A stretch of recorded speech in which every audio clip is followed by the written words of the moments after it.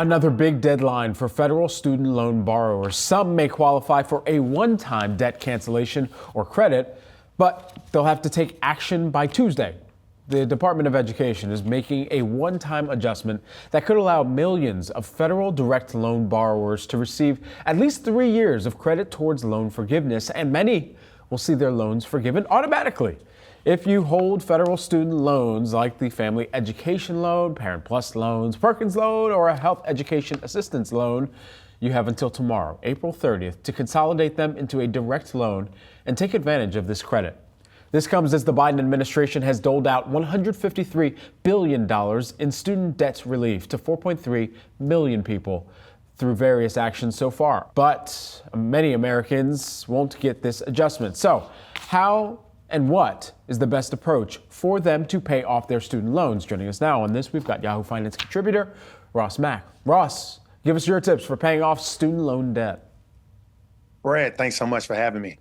I would say when it comes to student loans, you gotta approach it like any other form of debt, right? Everything starts with having a well-constructed plan. And the first plan of action when it comes to getting out of any form of debt is you have to make sure you're budgeting, right? You got to be able to control your inflows and outflows so that you can understand where you can actually cut expenses and other frivolous matters to actually now apply and actually have a little more money to start paying more than just the minimum, right? I think quite so often everybody's just paying the minimum, and you look up, you're paying things off for 7, 10, 30 years, or probably the rest of your life, right? And so got to start with that budget, right? Now you're trying to figure out, okay, could I put an extra $200, $300? The moral of the story is you don't just want to get stuck on paying the minimums, right? And I think that's the biggest thing. So start with your budget and start actually saying, okay, I want to now start paying more on this debt to actually get out of it a lot quicker.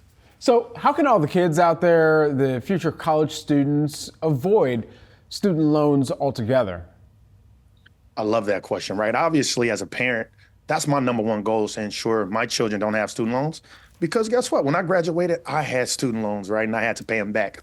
And the idea is, one, right? Obviously, your parents could try to get you maybe a 529 or, a custodial account, or your parents themselves are saving money. But say you didn't have that, right? Now you ask yourself, okay, what do I need to be doing as a high school student entering college? Well, one, you got to fill out that FAFSA. You got to see if there's any type of, grants or anything like that. Is there any federal aid that you can get? Then next, I would look up scholarships. And then lastly, I would probably say, right, so one, I think I kind of just moseyed over the scholarship idea, but you definitely want to look up scholarships and grants. There's billions of dollars available and millions of dollars available every year. So do not, right, everybody's spending so much time on social media, right? Actually spend some time on Googling how to find a scholarship, right? And I think lastly, another thing to consider is, hey, maybe you might want to do work study, right? I think there are a lot of cool jobs on campus that can pay you to pretty much just learn, right? You sit there in the library doing your homework, and hey, you could also get a paycheck while you're doing it. Yeah, we actually had the founder of Scholly on Yahoo Finance as well just a few weeks back, and that is one scholarship search tool as well out there that could help a lot of folks. All right, thanks so much, Ross. Appreciate it. My man.